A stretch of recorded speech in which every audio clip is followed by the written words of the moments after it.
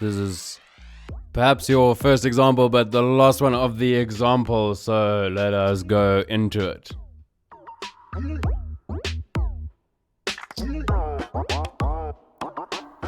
Okay, so we've got a whole lot of patients. Where am I? I'm hiding. I don't know. Let's go that side. Go away, calculator. Okay, so this is it. So we've got 200 patients involved in some sort of study over here of a disease.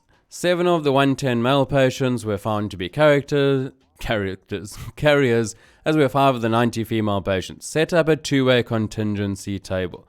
So it tells us to set up the contingency table. So for our contingency table, we're going to look at comparing different things. Now, it doesn't matter the order that you write these in. I don't know, for whatever reason, I'm going to go for, we've got 2 genders that are, or sexes that are being looked at here, male and female, and that's it. And we've got some that are going to be classified as carriers and others that are not carriers. So there's kind of the bare bones of our table. And once we've got that over there, we're also going to look at the total. So we're going to take the total of all of that, and at the bottom here, we're also going to look at our total. So there is our wonky contingency table, looking beautiful. So now let's kind of match that, put all that information in. So there are 200 patients altogether. So altogether we've got 200. It says that 7 of the 110 male patients were carriers. So 7 were male carriers out of 110 males. So we could already fill in, if we wanted to, that there must have been 90 females. Now we've been doubled up here and told 90 again. 5 of the 90 female patients were carriers as well. So that must have been 5 over there. So in other words, 7 plus 5, we've got 12 carriers altogether, which means we must have 188 non-carriers, because 12 plus 188 is 200. And so we can fill in the rest of our table. 5, 85, 90. And for this one, we could either go 188 minus 85. I think it's easier to go 110 minus 7 gives us 103. So there's our contingency table, or two-way contingency table with all our information. 7 of the 200 are male carriers out of everyone. So the probability of picking, I think that's the first question, so let's just do it.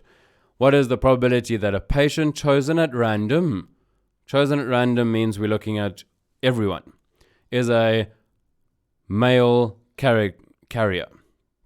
So our probability there is there are 7 male carriers out of 200 altogether. So that's our probability, which we could write as a decimal if we want to. And I'm not going to write these as decimals. I'll leave that to you because I don't want to jump out to the calculator and back. Let's just keep with our concepts here. Okay, so that was part 1. Next question. Let's go purpley. So 2, the probability that a female chosen at random. So we've got a female, so we must be looking at the females. Chosen at random is not a carrier. So therefore our probability for that one must be 85 over 90. Because we've got a female chosen at random is not a carrier. Okay, then let's go for our next one. Let's see what else they've got for us. The probability that a patient tested is a carrier given that she is a female. So we told that we're looking at females. I guess I was doing these as squares. We're told that they were female, and we're saying what's the probability that they are a carrier. So there must be a carrier out of the females. So that must be 5 out of 90. Again, right as a decimal. Okay, and then we've got the probability. Let's get rid of that. The probability that the person tested is male given that he is a carrier. So we're told that we're looking at the carriers. And so we've got our 12 over here. And we want to see what's the probability that that person tested is a male. So therefore, for that one, we're looking at 7 out of 12. You see that idea? Kind of, we're looking at that row.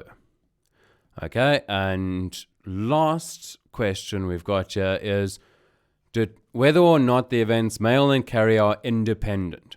Okay, so for testing independence, we can pick any of these blocks we like. It doesn't matter which.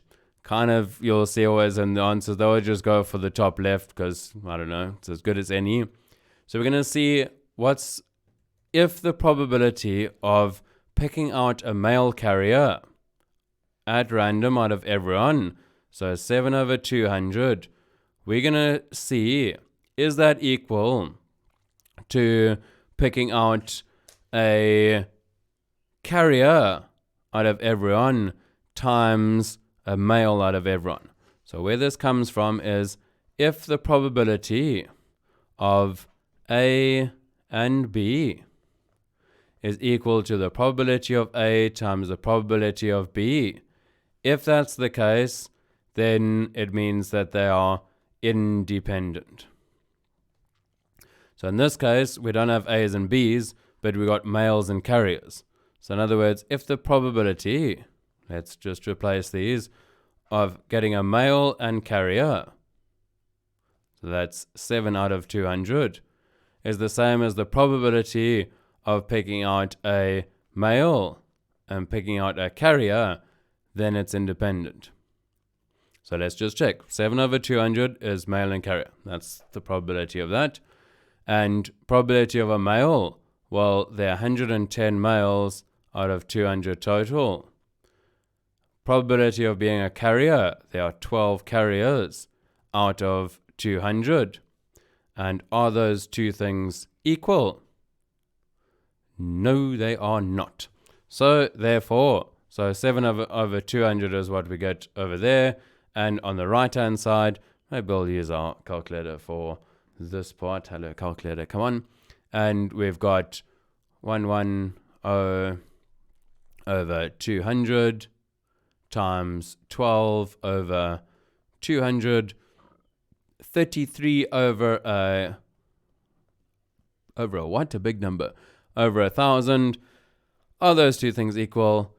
No, they're not. We could just go minus, 7 over 200. Should be 0 if they're equal. They're not. So we can say that these two are not equal. So therefore, these are not in the pen. Where's my pen? I'm putting a dent in this. Okay, well, I think that's it. We get the point. Okay, so that is that. Oh.